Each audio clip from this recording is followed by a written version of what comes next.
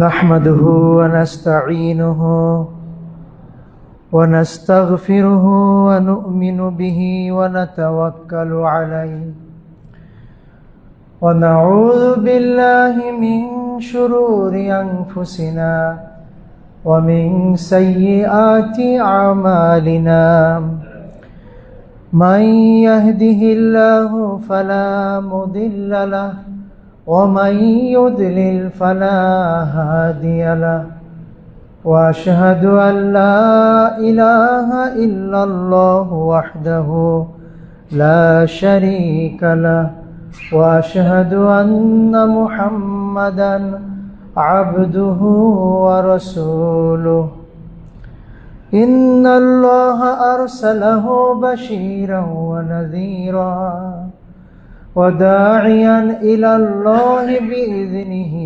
وسراجا منيرا قال رسول الله صلى الله عليه وسلم فإن خير الحديث كتاب الله وخير الهدي هدي محمد صلى الله عليه وسلم وشر الأمور محدثتها وكل محدثة بدعة وكل بدعة ضلالة وكل ضلالة في النار أما بعد قال الله تعالى في القرآن المجيد أعوذ بالله من الشيطان الرجيم بسم الله الرحمن الرحيم قاف والقرآن المجيد بل عجبوا أن جاءهم منذر منهم فقال الكافرون هذا شيء عجيب أإذا متنا وكنا ترابا ذلك رجع بعيد قد علمنا ما تنقص الأرض منهم وعندنا كتاب حفيظ بل كذبوا بالحق لما جاءهم فهم في أمر مريج أفلم ينظروا إلى السماء فوقهم كيف بنيناها وزيناها وما لها من فروج والأرض مددناها وألقينا فيها رواسي وأنبتنا فيها من كل زوج بهيج تبصرة وذكرى لكل عبد منيب সব রকমের প্রশংসা শুধু আল্লাহ রাব্বুল আলামিনের জন্য। আমরা এই জন্য তাকে সন্তুষ্ট করার উদ্দেশ্যে শুকরিয়া আদায় করছি এবং বলছি আলহামদুলিল্লাহ। দরুদ এবং সালাম পেশ করছি সর্বকালের সেরা মানুষ, যার আনিত এবং দেখানো হেদায়াত আমাদের দুনিয়ায় শান্তি এনে দেবে আর পরকালেও আমাদেরকে জান্নাতে যাবার উপযুক্ত করে দেবে। আমাদের সেই প্রিয় নবী মুহাম্মদুর রাসূলুল্লাহ সাল্লাল্লাহু আলাইহি ওয়াসাল্লামের প্রতি, তার পরিবার পরিজন, তার সাহাবী সবার প্রতি আল্লাহর রহমত বর্ষিত হোক। সেই সাথে বাবা আদমের সময় থেকে শুরু করে আজ পর্যন্ত এবং আগামী দিনেও যারা আল্লাহর দ্বীন মেনে চলবেন, আল্লাহর এই প্রিয় মানুষদের সাথে আমাদেরকেও সামিল রাখুন। আমাদের আত্মার আত্মীয়রা যারা ঘুমিয়ে আছে কবরে, আল্লাহ তাদের সেখানে ভালো রাখুন। এই মসজিদে প্রতিষ্ঠা করেছেন যারা, সাভার বাজার এই জামে মসজিদ, আল্লাহ তাদের উত্তম পুরস্কার দান করুন। যারা এই মসজিদের রক্ষণাবেক্ষণে ছিলেন, আছেন এবং থাকবেন, যারা মুসল্লি আছেন, ছিলেন, থাকবেন, আল্লাহ আমাদের সবাইকে তার প্রিয় মানুষ হিসেবে কবুল করে নিন।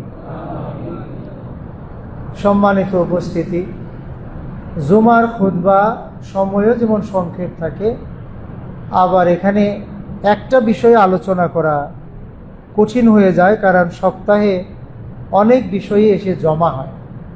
সব বিষয়ে কিছু না কিছু কথা বলে যেতে হয়। আমরা সূরা কাফের তেলাওয়াত শুনেছি। সূরা কাফটা জুমার খুতবায় তেলাওয়াত করা হয় এই কারণে, যাতে করে আমাদের মনে পড়ে যে আমরা এই দুনিয়ায় থাকার মানুষ না, আর আমাদের চলতে ফিরতে কোরআনকেই অনুসরণ করতে হবে। এবং এই সূরায় প্রথমে যে কথাটা বলা হয়েছে যে কোরআনটা শুনে কাফেররা বিস্ময়ে অভিভূত হয়ে পড়েছিল। তারা ভাবতো এটা আজীব কোরআন। এখানে যে খবরগুলো দেওয়া আছে, যে ইনফরমেশন বলা আছে, সেগুলো তাদের বিশ্বাস হতে চাইতো না। যদিও অবাক হওয়ার বিষয় যে কাফেররা কিন্তু ইব্রাহিম আলাইহিসসালামকে জানতো, ইসমাইল আলাইহিসসালামকেও জানতো। কারণ মক্কার যে এখনকার জনগোষ্ঠী, তা মূলত ইসমাইল আলাইহিসসালামেরই জনগোষ্ঠী। মা হাজার বা হাজেরাকে আল্লাহ রাব্বুল আলামিনের নির্দেশে ইব্রাহিম আলাইহিসসালাম এখানে, আমরা অনেকটা বলি নির্বাসনে দেওয়ার মতোই, এখানে একা রেখে গিয়েছিলেন। ছোট্ট শিশু ইসমাইলকে সাথে দিলেন। এখানে আল্লাহ পানির ব্যবস্থা করলেন তার শিশু পুত্রের জন্যে, সেই জমজম। আর এই এলাকায় কোনো জনবসতি ছিল না, কিন্তু ইয়েমেন থেকে একটা ব্যবসায়ী কাফেলা, জুরহাম বংশ, তার ওই দিক দিয়ে যাওয়ার সময় পানির আশায় এখানে এসেছে, পানি পার করার পারমিশন চেয়েছে, এবং আস্তে আস্তে এখানে বসতি স্থাপন করেছে। এভাবেই মক্কা আবাদ হয়েছে। এই জন্য মক্কার লোকদের কাছে এই কাহিনীটা অপরিচিত ছিল না। কিন্তু দীর্ঘদিন তাদের মন থেকে কথা বিশ্বাসটা উঠেই গিয়েছিল যে আমরা যে মারা যাব, আবার আমাদের জীবিত করা হবে। এইটা অবিশ্বাস্য ঠেকছে, এটা বিশ্বাস হতে মন চায় না। এটা কি করে সম্ভব যে আমরা সবাই মাটি হয়ে যাব, আর এই কোরআন বলছে আমাদের নাকি আবার এরকম করেই বের করা হবে, আবার বিচার আচার হবে, আবার জান্নাত আর জাহান্নামে দেওয়া হবে। এই জন্য ওরা বলতো যে শাইউন আজীব, এটা তো একটা অদ্ভুত কোরআন, কি খবর দিচ্ছে, এই খবর তো আর কেউ এভাবে দিল না। এরকম অবস্থা আরেকবার হয়েছিল, আপনারা জানেন। আসহাবে কাহফের ঘটনা, যেটা সূরাতুল কাহফ আমরা জুমাবারে পড়াশোনা করি, তেলাওয়াত করি। কেন করি? যাতে দাজ্জালের ফিতনা আমাদের টাচ না করে, দাজ্জালের ফিতনায় যাতে আমরা না পড়ি। কারণ সূরা কাহফে ঘটনাটা বলা আছে যে ওই যুগেও মানুষের মধ্যে বিশ্বাস উঠে গিয়েছিল আবার আখেরাত কিভাবে হবে। যারা দীর্ঘ হায়াত পায় তারা অনেক সময় পরকালের কথা ভুলে যেতেও পারে। ওদের অবস্থা এরকম হয়ে গিয়েছিল। কিন্তু আসহাবে কাহফ, কাহফ মানে পাহাড়ের গুহা, ওইখানে যে 7 যুবক আর একটা কুকুর আশ্রয় নিল, 309 বছর পরে যখন তাদেরকে জীবিত করা হলো, তখন তাদের বিশ্বাসটা আবার পরিবর্তন হলো যে না, আখেরাতটা সম্ভব। 309 বছর ঘুমিয়ে থাকলে মানুষ যদি মারাও না যায়, তবু তো মাটি হয়ে যাওয়ার কথা। এতদিন একটা জিনিস টেকে নাকি? একটা লোহার দা বটিও যদি মাটিতে ফেলে রাখেন, কত বছর টিকে? সেটা জং ধরে শেষ হয়ে যায়। আর 309 বছর ঘুমিয়ে থাকার পরও মাটি এদের খেয়ে ফেললো না, নতুন করে তারা আখেরাতের বিশ্বাসটা পেয়েছিল। তো এই জন্য সূরা কাফেও আল্লাহ এই কথাগুলো বলছেন। কাফেররা বলতো মাটি তো খেয়েই ফেলবে, আবার আমরা বের হব কিভাবে? আল্লাহ এটাও বলছেন যে আমরা জানি, যে আমি জানি মা তানকুসুল আরদু, মাটি কতটুকু খেয়ে ফেলবে এটা আমার জানাই তো আছে, আর কি বাকি থাকবে, কিভাবে বানাইতে হবে সবই তো জানা আছে। তবু ওরা অবিশ্বাস করে। শুধু তাই না, ওদের কাছে বিল হক, হক যখন আসলো, হক মানে সত্য, সত্য মানে দিনে হক, আল্লাহর দিন যখন আসলো তারপরেও তারা কাযযাবু, তারা এটাকে মিথ্যা মনে করলো, এটা অস্বীকার করলো। আর মানুষের জন্য দুর্ভাগ্য হলো এইটা, প্রমাণ আসার পরেও যদি সে অবিশ্বাস করে। ঈমানদার সৌভাগ্যবান জাতি যারা মুমিন, কারণ কি তারা নবী রাসূলদের কাছ থেকে খবরটা শুনেই বিশ্বাস করে। আর যেই ব্যক্তি ঈমানদার না, তারে হাজারো প্রমাণ দিলেও তার বিশ্বাস হয় না। কাফেরদের সাথে এরকম ঘটেছে তো, যে যখন লাম্মা যা আহম, তাদের কাছে যখন আসলো এই হক, দিনে হক নিয়ে নবী রাসূলরা আসলেন, আসার পরেও তাদের ছল চাতুরির শেষ থাকে না। কারণ ওরা হলো দুর্ভাগ্যের অধিকারী, ওদের কপাল খারাপ। ওরা এত জ্ঞান এত পাণ্ডিত্য থাকার পরেও দিনকে বুঝতে পারে না। আবু জেহেল, তার নাম ছিল আবুল হাকাম, সে কোনো অশিক্ষিত ব্যক্তি ছিল না, বিদ্যা বুদ্ধিওয়ালা লোক ছিল। এরকম ওই যুগে যারাই ছিল, মুগিরা, শুবা, এরা বড় বড় জ্ঞানী লোক ছিল, কিন্তু কোরআন বুঝতে পারে নাই। এই কারণে তাদের এই জ্ঞান কোনো কাজে আসে নাই, তারা ঈমানের সৌভাগ্য থেকে বঞ্চিত হয়েছে। তো এরকম যুগে যুগে সব যুগেই মানুষ ওয়াজ নসিহত শোনার পরেও হেদায়েত নিতে পারে না।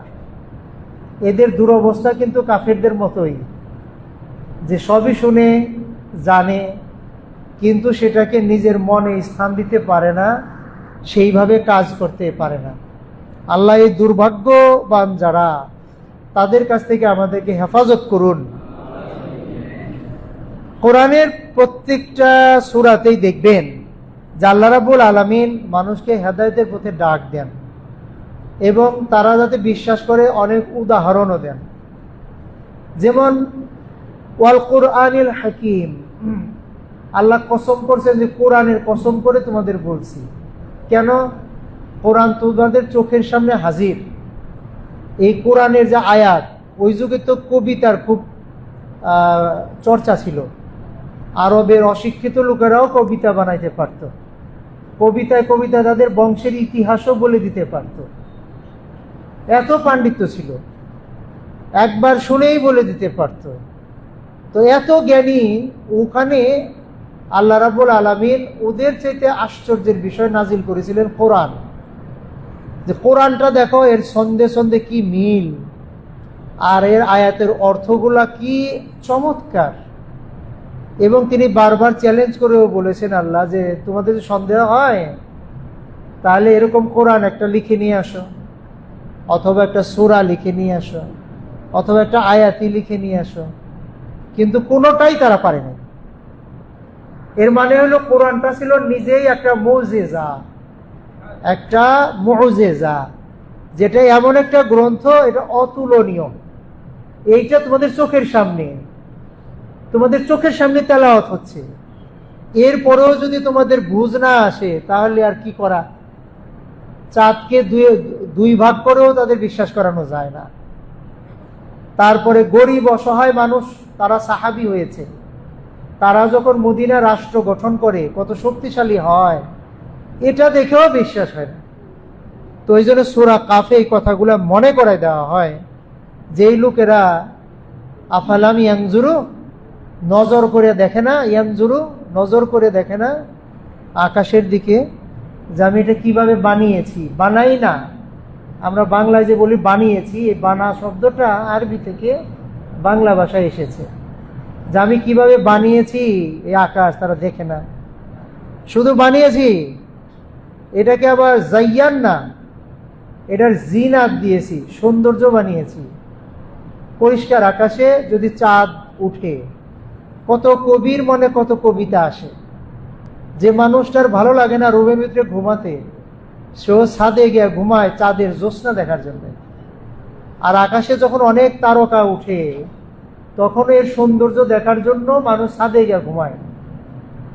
তো এই যে সৌন্দর্য, এইটা তো আমি বানিয়েছি, অথচ এর কোনো পিলারও নাই, এই আকাশটার কোনো পিলারও নাই, এরপরেও কি বিশ্বাস হয় না? এই যে মসজিদ আমরা যেখানে সালাত আদায় করতে এসেছি, এগুলা পিলার ছাড়া কেউ বাড়াইতো বা টিকতো?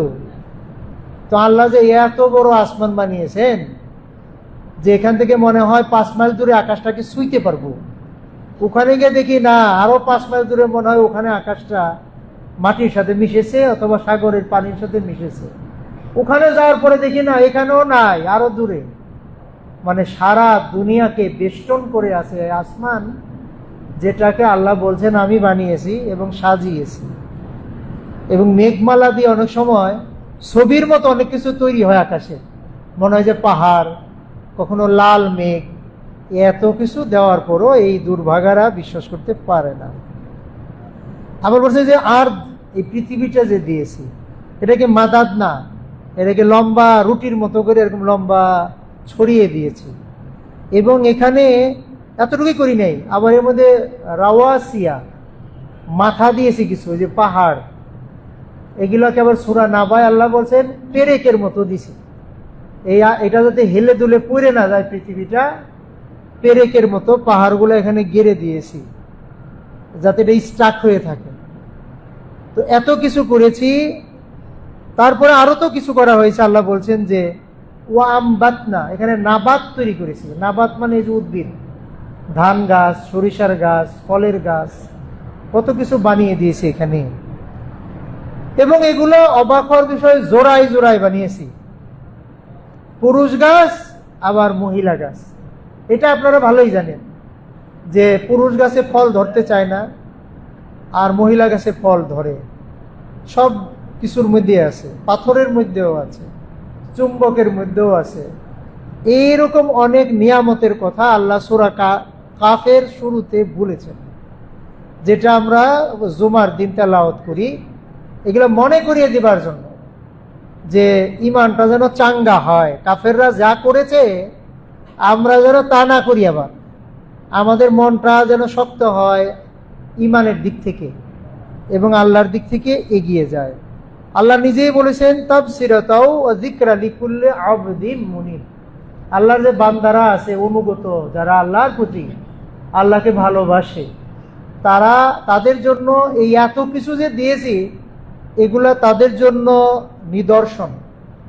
তারা এটা দেখে শিখবে, এটা তাদের জন্য উপদেশ, তাদের মনে করিয়ে দেবে যেটা আল্লাহ করেছেন। আপনারা জানেন অনেক মুসলিম সৌদি আরবের হজ এবং উমরার দৃশ্য দেখে মুসলমান হয়ে যায়। তারা ভাবে যে এটা কি করে সম্ভব, সারা দুনিয়া থেকে মানুষ ওখানে আসে আর এভাবে তাওয়াফ করে, কান্না করে, আল্লাহর সাথে সম্পর্ক তৈরি হয়। ওটা যখন ওরা ফিল করে তখন অনেকেই এভাবে মুসলিম হয়ে গেছে। এগুলা সবই শেআরুল ইসলাম, ইসলামের নিদর্শন, যা আমাদেরকে ইসলামের দিকে এগিয়ে নিয়ে যায়। সম্মানিত উপস্থিতি, আমরা যদি সবাই একটু আরবি ভাষা বুঝতাম, তাহলে প্রত্যেক দিন একটু একটু করে কোরআন তেলাওয়াত করলেও আমাদের মনের জগতে অনেক পরিবর্তন আসতো। মনে করেন আপনি অনেক কষ্টে আছেন, একটা আয়াত আসলো ইন্নাল্লাহা মা'আস সাবিরিন, আল্লাহ ধৈর্যশীলদের সাথে আছেন, তখনই আপনার মনটা শান্ত হয়ে যেত যে আমি সবর করি, আল্লাহ আমাকে সাহায্য করবেন। এরকম অর্থ বুঝে যদি আমরা কোরআনটা একটু পড়তাম, তাহলে আমাদের মানসিকতা অনেক উন্নত হতো। আজকে যে সময়ে আমরা আজকে এই মসজিদে সমবেত হয়েছি, সেই সময় আমাদের আখেরি জমানার এমন একটা মুহূর্ত চলছে যে আমাদের চারদিকে সমস্যা, দেশেও সমস্যা, বিদেশেও সমস্যা। দেশে আমরা বাংলাদেশ জমিয়তে আহলে হাদিসের পক্ষ থেকে কক্সবাজারে গেলাম ত্রাণ দিতে। সেখানে গিয়ে দেখলাম মানুষ বন্যায় কি কষ্ট পাচ্ছে, মসজিদটাও তলিয়ে গেছে, বাড়িঘর তলিয়ে গেছে, রান্না করার অবস্থা নাই। এরকম মানুষের জীবনে অনেক বিপদ আসে। আল্লাহ আমাদের বিপদগুলো থেকে রক্ষা করুন। এরপরে আপনি দেখুন, সৌদি আরবের সাথে ইরানের একটা যুদ্ধ অনেক দিন ধরে চলছে। এই যুদ্ধটা কেন? আমাদের সাধারণত যারা সালাফি আলেম তারা সবসময় ইরানের বিরুদ্ধে কথা বলে, কিন্তু আমাদের মুসল্লিরা এটা অনেকে ভালো মনে করে না। কেন? তারা মনে করে যে ইরানই তো সবচেয়ে সাহসী মানুষ যারা মুসলমানদের পক্ষে কথা বলে। এরকম ঘটনা আরো একবার ঘটেছিল, যখন ইরাক কুয়েতকে গিলে ফেললো, কুয়েত দখল করে নিল, তখন আমরা বলেছিলাম বাপের বেটা সাদ্দাম। আমরা মনে করেছিলাম যে সাদ্দামের যুদ্ধটা শুরু হয়েছে বুশের সাথে। এই জন্য একদিকে বুশ কাফের বা খ্রিস্টিয়ান, আর সাদ্দাম তো মুসলমান। কিন্তু সাদ্দাম নিজেও ছিল কমিউনিস্ট পার্টির লোক। কমিউনিস্ট পার্টি কি এখন বড়রা বুঝবেন, ছোটদের বোঝানো একটু কঠিন হবে। যারা নাস্তিকতায় বিশ্বাস করে, যারা বলে যে রিলিজিয়ন ইজ দ্য অপিয়াম, ধর্ম হইল আফিমের মতো মাদক। তো সাদ্দাম হোসেনও ওরকমই ছিল, কিন্তু সে ইসলামী কথাবার্তা বলতো। আর এটা আমরা বাঙালিরা যেহেতু খুবই আবেগী, ইমোশনাল, আমরা মনে করতাম আমাদের সেরা মুজাহিদ হলেন সাদ্দাম হোসেন। কিন্তু আপনি মনে করেন তো, পাকিস্তান যদি বাংলাদেশকে দখল করে নিত, পুরোটা আমাদের বের করে দিত, তখন আপনাদের কেমন লাগতো? তখন কি বলতেন যে পাকিস্তান মুসলিম রাষ্ট্র, আমাদের বের করে দিয়েছে, তাতে কি সমস্যা? কিন্তু 71 সালে তো এই কাজটা করেন নাই।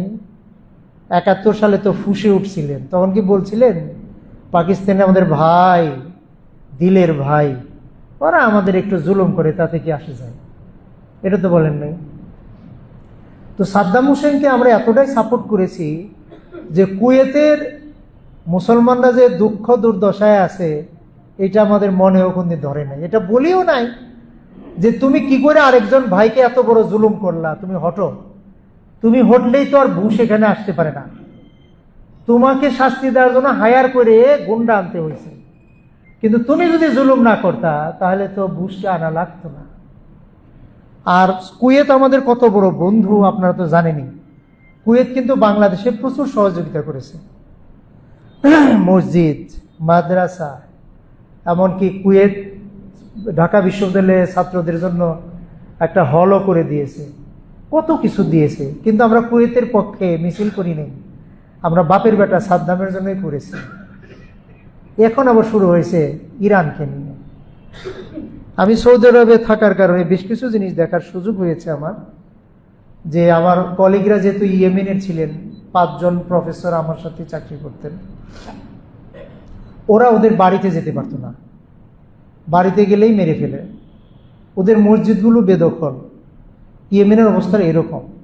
অথচ ইয়েমেন কে জানেন? এই ইয়েমেনের বংশরাই মক্কায় বসতি স্থাপন করেছে, যেটা শুরুতে বলছিলাম। এই ইয়েমেনদের প্রচুর খেদমত আছে ইসলামে, বড় বড় ইসলামী পণ্ডিত ওখানে জন্ম নিয়েছে।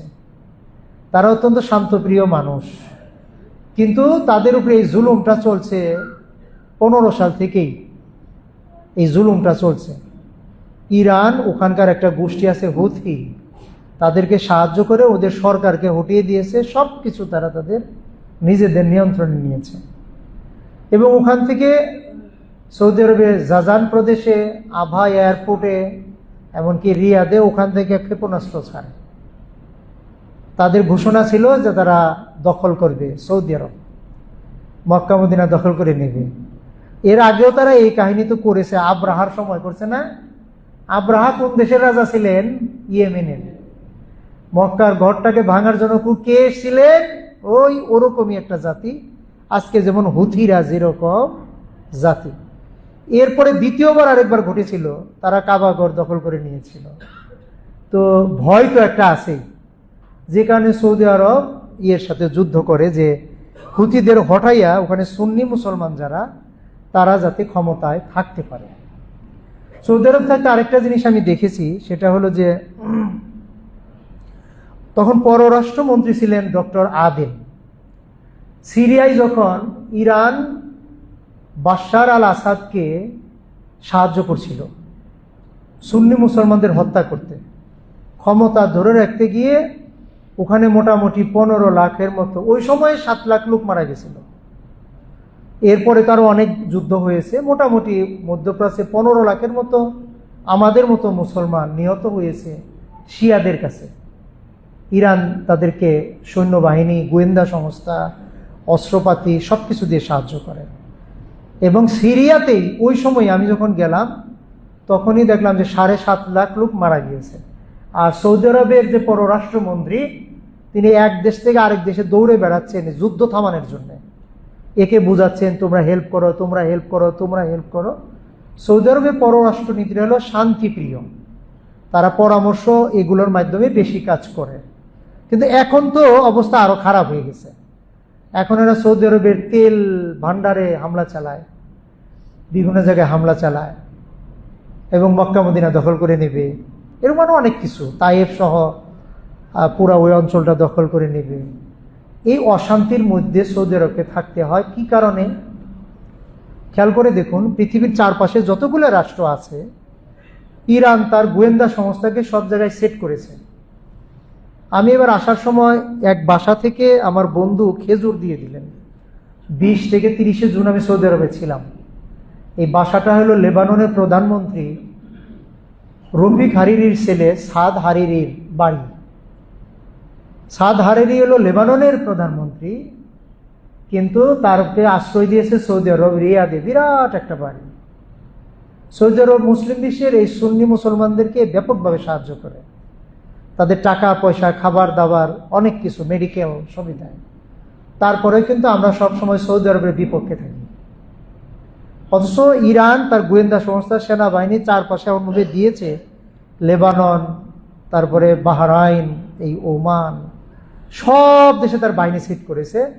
সৌদি আরবকে এক ঘরে ঘুরে ফেলছে অনেকটা। কেন এইটা? খেয়াল করে দেখবেন, আমাদের আকীদার সাথে মিলে যে কয়টা দেশ, তার মধ্যে সেরা দেশ হলো সৌদি আরব। এইটা আমরা হয়তো খেয়াল করি না, কিন্তু ওরা খেয়াল করে ঠিক, যে আমরা যে সহি আকীদার, শুদ্ধ আমলের দেশ বলি, সেটা হলো সৌদি আরব। সেটাকে যদি দমিয়ে দেওয়া যায়, পারস্য সাম্রাজ্য আবার ফিরে আসবে। এক সময় ছিল রোম আর পারস্য দুইটা সাম্রাজ্য। আজকের ইরান যে ইসলামের জন্য খেদমত করতেছে, বিষয়টা এরকম না। এটা হলো ইন্টারন্যাশনাল পলিটিক্স। সেও রাশিয়া চায়নার সাথে জোট বাঁধে, সৌদি আরব আমেরিকার সাথে বাঁধে, কারণ গুন্ডা দিয়ে গুন্ডাকে থামাতে হয়, স্বাভাবিক এটা বিষয়। তো এইভাবে সেখানে যেভাবে রাজনীতি চলছে, সৌদি আরব যদি ডাউন হয় তাহলে আমরা মুসলিম বিশ্বের তো খবরই থাকে না। কারণ বেলাদুল হারামাইন আর শরীফাইন, এই যে মক্কার মদিনার সেন্টার হলো সৌদি আরব, ওখানে সৌদি আরব নাই, এগুলাও নাই। এর আগেও নানানজন হামলা করে হজ বন্ধ রেখেছিল, মদিনাতে গণহত্যা চালিয়েছিল, ইতিহাসে দেখবেন অনেক আছে এগুলো। কারা কারা হামলা করেছে, কি সর্বনাশ করেছে, সব আছে। এই জন্য সৌদি আরবের স্থিতিশীলতার জন্য আমাদেরও দোয়া করা উচিত যে আল্লাহ এই দেশটাকে হেফাজত করুন। কারণ এই দেশটা না থাকলে, সৌদি আরব কিন্তু আমাকে আজকে খুতবায় কথা বলার জন্য বলেনি, কিন্তু ওখানে থাকার কারণে আমি যে ইন্টারন্যাশনাল রাজনীতিটা যতটুকু বুঝেছি, আমার কাছে মনে হয়েছে যে সৌদি আরবকে ডাউন দিতে পারলে শিয়াদের রাজত্ব শুরু হবে সারা বিশ্বে। আর শিয়ারা কেমন এটা আমরা বুঝবো না, যারা ইয়েমেনে থাকছে, যারা সিরিয়ায় থাকছে, তারা এটা জানে যে শিয়ারা কি সুন্দর, তারা কি আচরণ করে, তাদের নামাজ আলাদা, একামত আলাদা, তাদের সবকিছু আলাদা, আমাদের সাথে মিলে না। তারা হলো পলিটিক্যালি একটা জাতি, পলিটিক্যাল, শুধু রাজনীতি, সাম্রাজ্য, এটাকেই বুঝে। এই জন্য আমাদের খুমেনির জন্য যে মন কাঁদে, কেন কাঁদে? খুমেনির নির্দেশে, খামিনির নির্দেশেই তো এই 15 লাখ মুসলমানকে হত্যা করা হয়েছে। কোনো কাফেরও এত লোক মারে নাই। ইহুদি, খ্রিস্টান, নাস্তিক সবাই, রাশিয়া সবাই মিলেও এত মুসলমান মারে নাই। একা ইরান তার বাহিনী দিয়ে যত মুসলমানকে মেরেছে এবং মেরে যাচ্ছে। এজন্য ভালোবাসা একটু ঘোরানো দরকার। সৌদি আরবের জন্য দোয়া করা উচিত, তারা যে আমাদের জন্য কি সাহায্য করে সারা মুসলিম বিশ্বে। অমুসলিম দেশগুলোতে মসজিদ করা, মাদ্রাসা করা, ইসলামিক সেন্টার করা কে করে? ইরান আপনাকে কি দিয়েছে? একটা উদাহরণ দেখান, একটাও পাবেন না। সৌদি আরব, কুয়েত আপনাকে কি দিয়েছে? তার প্রচুর পরিমাণ দেখাতে পারবেন। এই জন্য এই দেশটার জন্য আমাদের দোয়া করা উচিত। আন্তর্জাতিক পলিটিক্সের এই বিভ্রান্তিতে পড়া উচিত না। আপনারা বলবেন পত্রিকা আর ফেসবুক দেখে আমরা বিভ্রান্ত হই, ঠিকই। আমি নিজেও যেহেতু সাংবাদিক ছিলাম, একটা বিষয় আমি জানি, আমাদের দেশে পত্রিকাগুলো যে নিউজগুলো কভার করে সেগুলা ইরান আর ওই পশ্চিমাদের নিউজ অনুবাদ করে পত্রিকা ছাপায়, যেখানে ওরা যেটা বলে আপনারা সেটাই পান। কিন্তু আমাদের নিজস্ব সোর্স থেকে খবর নিলে দেখা যাবে ঘটনা সম্পূর্ণই উল্টা। কারণ ওখানে আমার ছাত্রদের মধ্যে ইয়েমেনি ছিল, ওই সিরিয়ান ছাত্র ছিল, ফিলিস্তিনের ছাত্র ছিল। তাদের কাছ থেকে যা শুনেছি তা আমাদের দেশে আমি সেটা বুঝি না। সম্মানিত ভাইয়েরা, মুসলমানদের দৃঢ় বিশ্বাস, ইমান, আকীদা যেমন সংশোধন করা দরকার, তাদের জনমতটাও ঠিক করা দরকার। এরকম একটা জনমতের দিকে আজকে আরেক দিকে নিয়ে যাই। ইদানিং আপনারা খবর পাচ্ছেন যে অনেক হিন্দু ছেলেরা প্রতারণা করে মুসলিম মেয়েদেরকে তাদের রিলেশনে নিয়ে যাচ্ছে। এই ব্যাপারে আমাদের কোনো সচেতনতা ওরকম দেখছি না। আমার ছেলে, আপনার মেয়ে বা অমুক, কারা কার সাথে ফ্রেন্ডশিপ করছে, কার সাথে রিলেশন করছে, এটা খবর থাকছে না। যে কারণে ওই কাফেররা যেমন ইসরায়েল বা আমেরিকান আরো যারা ওই দেখা যায় মুসলিম মেয়েদেরকে বসনিয়া হার্জেগোভিনার কথা যারা বড় তাদের মনে আছে, আমাদের ছোটদের অনেকেরই মনে নাই। ওই সময় সার্বিয়ার সৈন্যরা যেটা করেছিল মুসলিম মেয়েদের গর্ভে যাতে করে তাদের কাফের সন্তান পয়দা হয় সেই চেষ্টা করত। এখন ইন্ডিয়ান ষড়যন্ত্র এইটা শুরু হয়েছে আবার এখানে বাংলাদেশে, এটা ব্যাপক হারে ছড়িয়ে পড়ছে। এবং মসজিদগুলোতেও দেখা যাচ্ছে ক্রিশ্চিয়ান ইমাম নিয়োগ হচ্ছে, মনে হচ্ছে যে মাওলানা অমুক, কিন্তু আসলে সে খ্রিস্টান। সে তলে তলে ওদের কাছ থেকে ভাতা পাচ্ছে। সতর্ক হওয়া দরকার। মুসলমান মানে শুধু সালাতে আমি তসবিহ এগুলা ঠিক রাখবো আর চারপাশে কি হচ্ছে এগুলা ঠিক রাখবো না, এইটার নাম তো মুসলমান না। কারণ সীমানা বা বর্ডার সুরক্ষিত না রাখলে মসজিদই তো হাতছাড়া হয়ে যাবে। যেমন ভারতে 700 বছর আমরা শাসন করার পরও ইসলামের জন্য শক্তিশালী অনেক কিছুই করেই নেই, যে কারণে বড় বড় মসজিদগুলো আজকে ভাঙা হচ্ছে, মন্দির বানানো হচ্ছে। এতশো বছর মুসলমান শাসন করার পরও এত অমুসলিম ওখানে আছে কিভাবে? তাহলে সরকারি পক্ষ থেকে, রাজাদের পক্ষ থেকে, বাচ্চাদের পক্ষ থেকে যে খেদমত হওয়া দরকার সেই খেদমতটা হয় নাই। এখন আছি আমরা বাংলাদেশে, আমাদের নিজেদের দেশে। এখানে যারা আমরা মুরব্বীরা আছি তারাও যদি আমাদের ভবিষ্যৎ প্রজন্মকে এইভাবে গড়ে না তুলি, তাহলে পরে দেখা যাবে আমাদের কপালেও এরকম দুঃখই আসবে। কিরকম?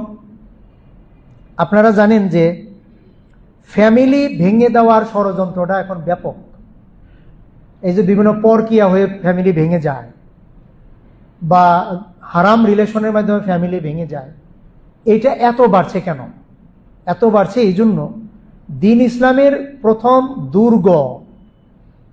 প্রথম দুর্গই হলো ফ্যামিলি, পরিবার। পরিবারে মা বাবার অধীনে ছেলেমেয়েরা মুসলিম হয়ে গড়ে উঠবে।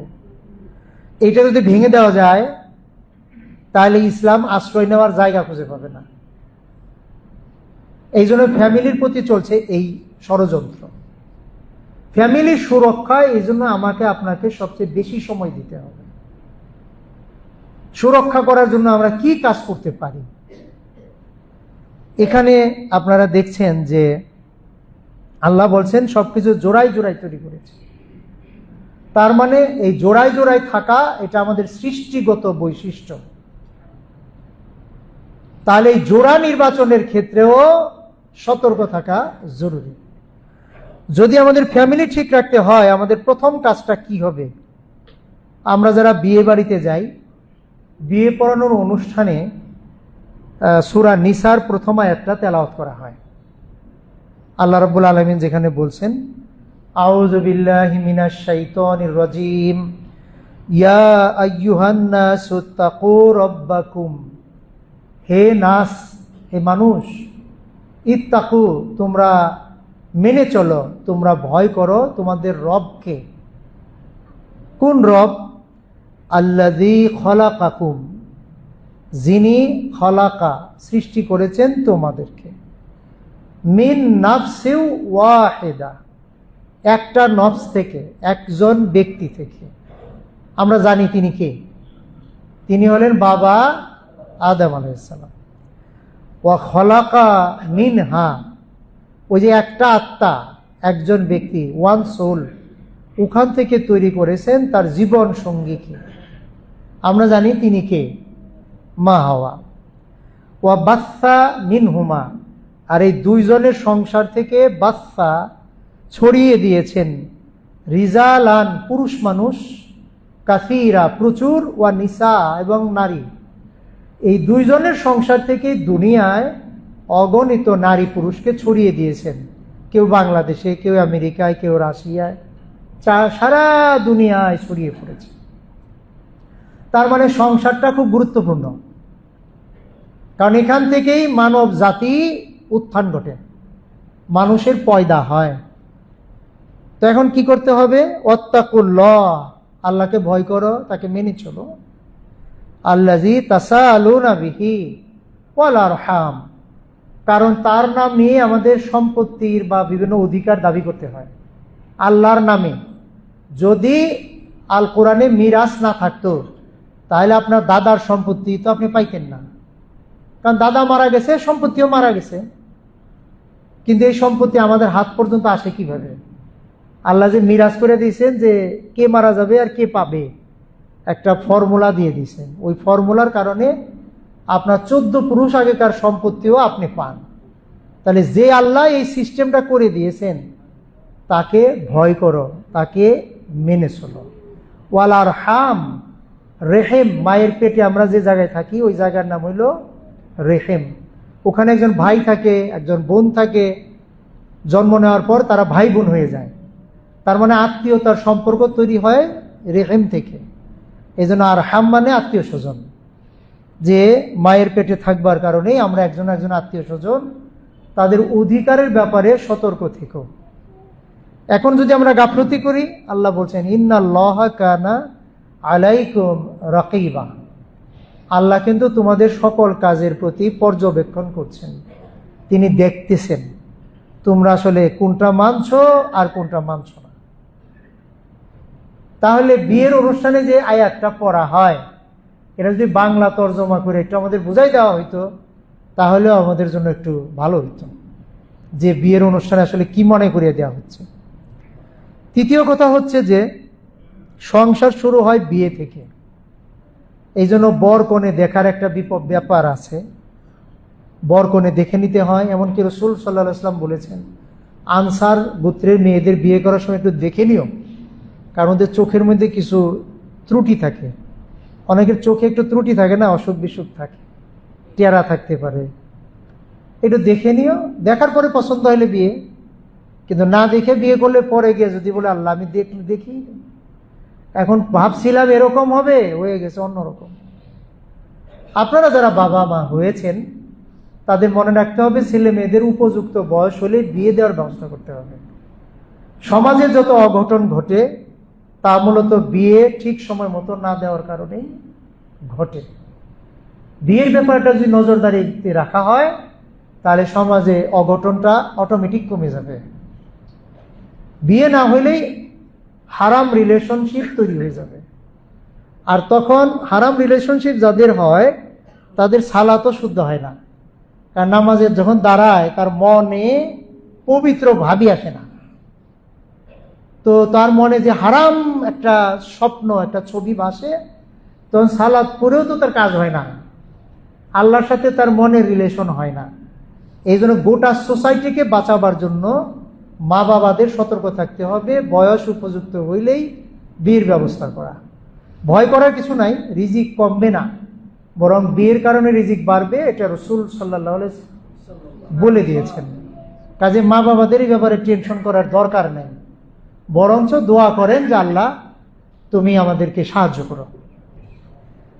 বিয়ে দেখার সময় আমাদের একটা ভুল হয়ে যায়, যে আমরা করি কি খবর নেই, কার মেয়েটা খুব সুন্দর, অথবা কার ছেলেটা খুব সুন্দর, অথবা কার ছেলেটা খুবই এস্টাবলিশড, অনেক টাকা কামায়।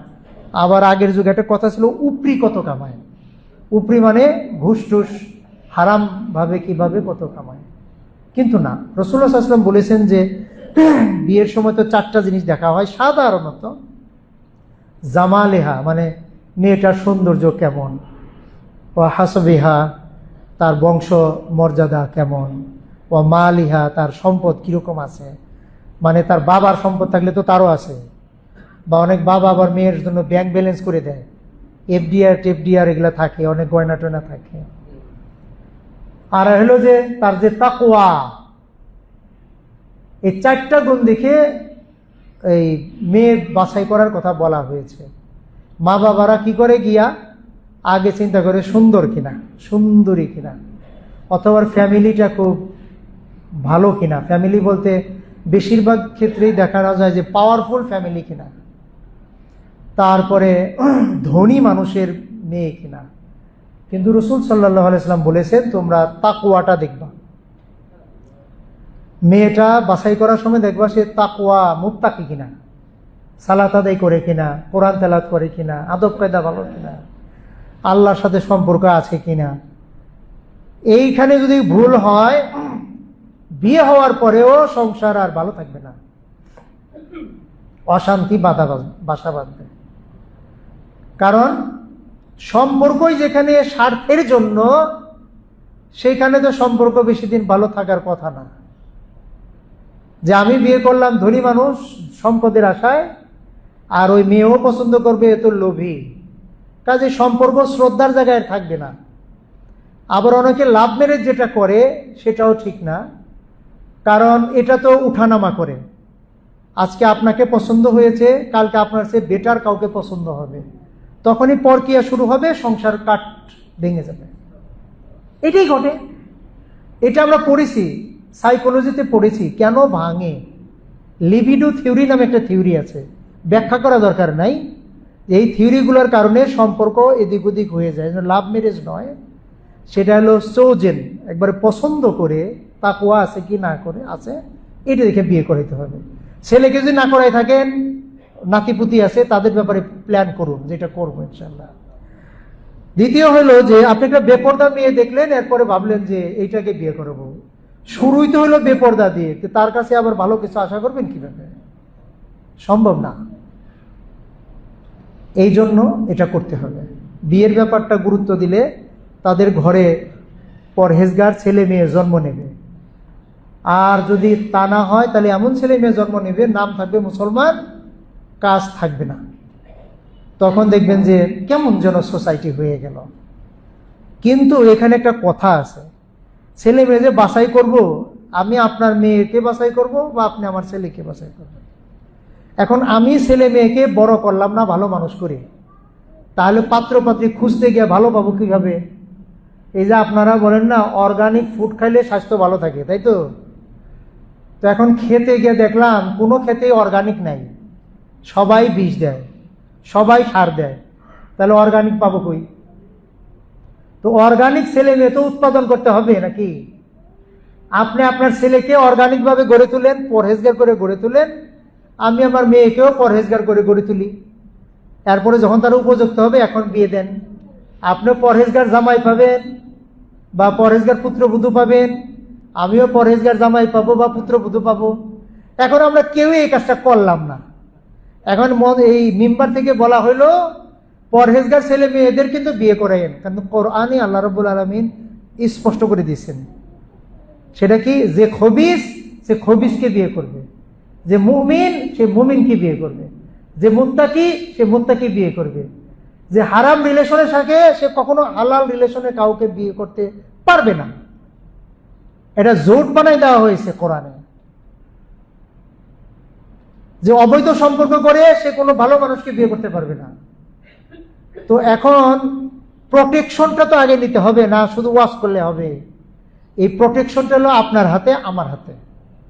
আর বারাকা দিবেন আল্লাহ রাব্বুল আলামিন, যে আমরা আমাদের ছেলে মেয়েদেরকে বড় করবো এমন ভাবে যাতে এই ফ্যামিলিগুলো যেন ভালো পুত্রবধূ বা ভালো জামাই খুঁজে পায়।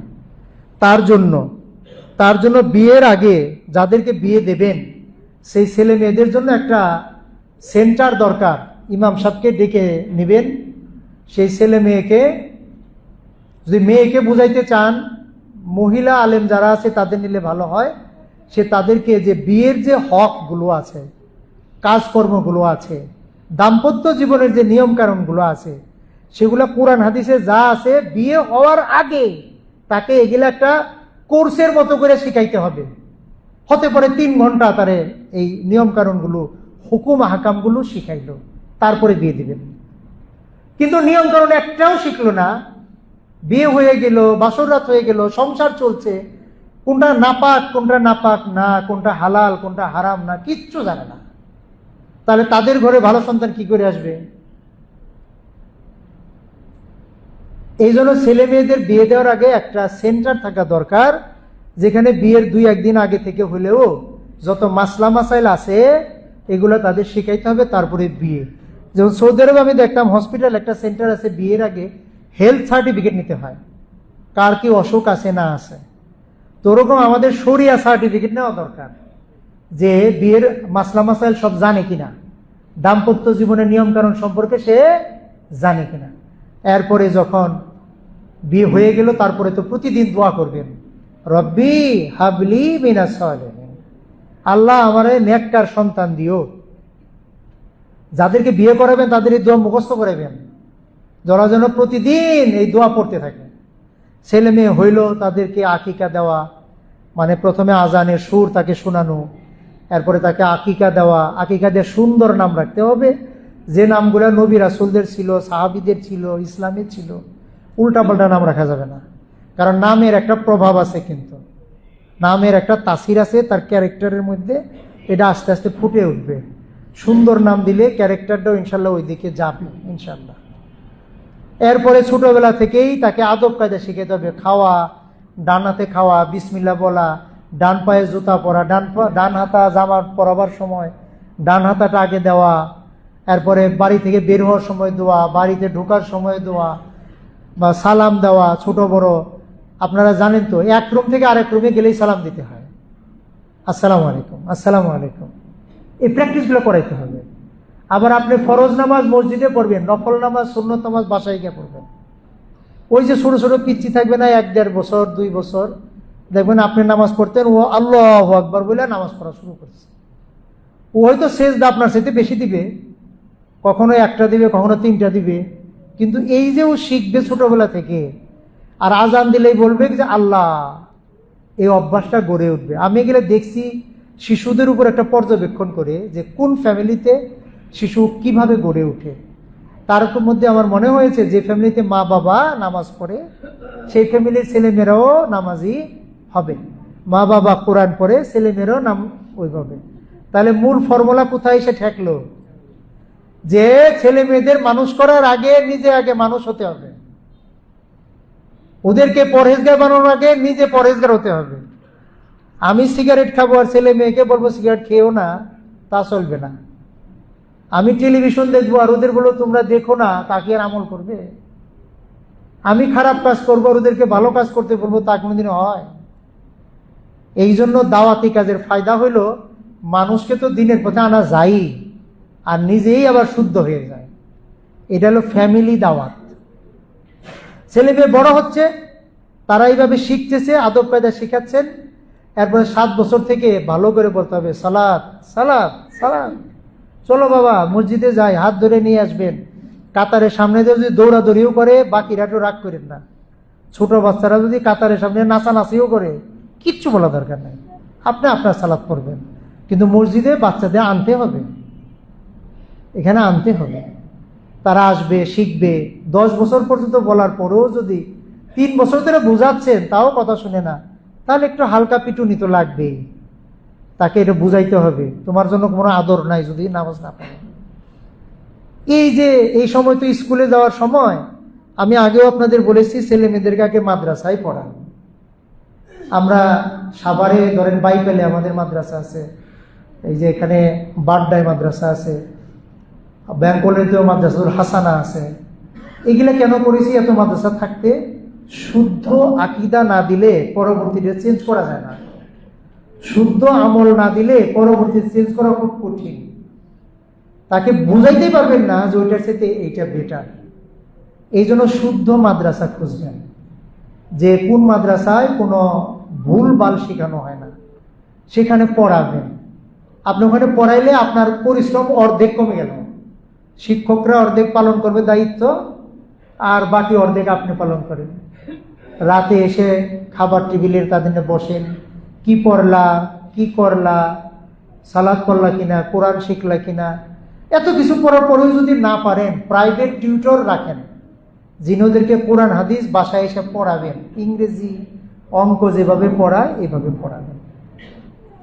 এইভাবে যদি আপনি ইন্টারমিডিয়েট পর্যন্ত গড়ে দেন, এর মাঝে খবরদারি রাখতে হবে আপনার ছেলে কার সাথে মিশে। সৎ বন্ধুদের পথ হাত ধরাই দিবেন। আমরা যে সংগঠন করি, বাংলাদেশ জমিয়তে আহলে হাদিস, সুবহানে আহলে হাদিস, সংগঠনগুলো কেন করি? সংগঠনগুলো মূলত ভালো বন্ধুদের একত্রে রাখার একটা উপায়। যে সপ্তাহে অমুক দিন আমাদের মিটিং আছে, মসজিদে আসবে, একটু কোরআনের কথা শুনবে, একটু হাদিসের কথা শুনবে। আবার এখান থেকে প্ল্যান নেওয়া হয় যে আমরা অমুককে ধরবো, তাকে মসজিদে নিয়ে আসবো। সংগঠনগুলোর কাজ মূলত সহায়ক, সহযোগী। এই কাজগুলো করে আপনি ভালো বন্ধু ধরাই দিবেন। বন্ধু যদি খারাপ পড়ে যায়, তাহলে এতদিন যে পরিশ্রম আমরা করেছি সেইটা ধরে রাখাটা কঠিন হয়ে যাবে। তো এইভাবে ইন্টারমিডিয়েট পর্যন্ত ধরে রাখবেন। ইউনিভার্সিটিতে গেলেও আপনাকে খবর রাখতে হবে, কার সাথে মিশে, কোথায় যায়, কি আলোচনা করে, কি বই পড়ে। তাকে খুব বেশি নির্জনে থাকতে দিবেন না, যে দরজা বন্ধ করে ইউটিউবে কি দেখে না দেখে এত কিছু করতে দেওয়া যাবে না। তাদেরকে বাবা মা সবার সাথে খোলা মনে যাতে কথা বলতে পারে, এরকম একটা পরিবেশ দিতে হবে। সে কি পছন্দ করে, কেন পছন্দ করো, এর চেয়ে এটা ভালো না। কিন্তু যদি খালি ধমকের উপরে রাখেন, তাহলে আবার হবে না। দেখা যাবে তার গোপন জিনিসগুলো আপনি জানতে পারবেন না। এই প্রসেসগুলো অবলম্বন করলে আশা করা যায় আমরা আমাদের ফ্যামিলিকে সুরক্ষায় রাখতে পারবো। ফ্যামিলিতে আরেকজনের প্রতি আরেকজনের অধিকারও শিখাইতে হবে। ফল আনলেন 2-3 কেজি, একজনে সব খায় ফেললো, তাকে শিখাইতে হবে নিজে কম খেয়ে তোমার ভাই আর বোনকে একটু দেওয়া ভালো, বা নিজে খাবা, আবার রাস্তায় গরিব ছেলেরা দাঁড়িয়ে থাকে তাদেরকে একটু দেওয়া ভালো। এই যে চ্যারিটি বিগিনস অ্যাট হোম, চ্যারিটিটা বাড়িতেই প্র্যাকটিস করানো লাগে। এইটা আমরা দায়িত্ব ছেড়ে দেবার কারণে আমাদের ছেলেমেয়েরা ভিন্ন দিকে চলে যাচ্ছে। আল্লাহ আমাদের এখান থেকে হেফাজত করুন। আজকে আলোচনা এটাই বলার চেষ্টা আমরা করলাম যে আমাদের ছেলে মেয়েদেরকে দেশীয় এবং আন্তর্জাতিক সব বিষয়ে শুদ্ধ আকীদার মধ্যে রাখতে হবে। যারা ভালো তাদের জন্য দোয়া করা শেখাতে হবে, তাদের সাথে সম্পর্ক রাখা শিখাইতে হবে। তা না হলে আমরা এই দুনিয়ায় আসছি যে রব্বানা আতিনা ফিদ দুনিয়া হাসানা ওয়া ফিল আখিরাতি হাসানা ওয়া কিনা আযাবান নার। আল্লাহ দুনিয়ায়ও কল্যাণ দাও, আখিরাতেও কল্যাণ দাও, আর জাহান্নামের আগুন থেকে আমাদের বাঁচাও। দুনিয়ায় আমিন। এই দুনিয়ায় যদি আমরা ভালো কাজের চর্চা না করি, তাহলে আখিরাতে ভালো রেজাল্ট আমাদের আসবে না। আল্লাহ আমাদেরকে তৌফিক দান করুন। ফ্যামিলি সুরক্ষায় আমাদেরকে যথাযথভাবে দায়িত্ব পালন করার তৌফিক দান করুন। বারাকাল্লাহু লানা ওয়া লাকুম ফিল কিতাব। আস্তাগফিরুল্লাহ, আস্তাগফিরুল্লাহ।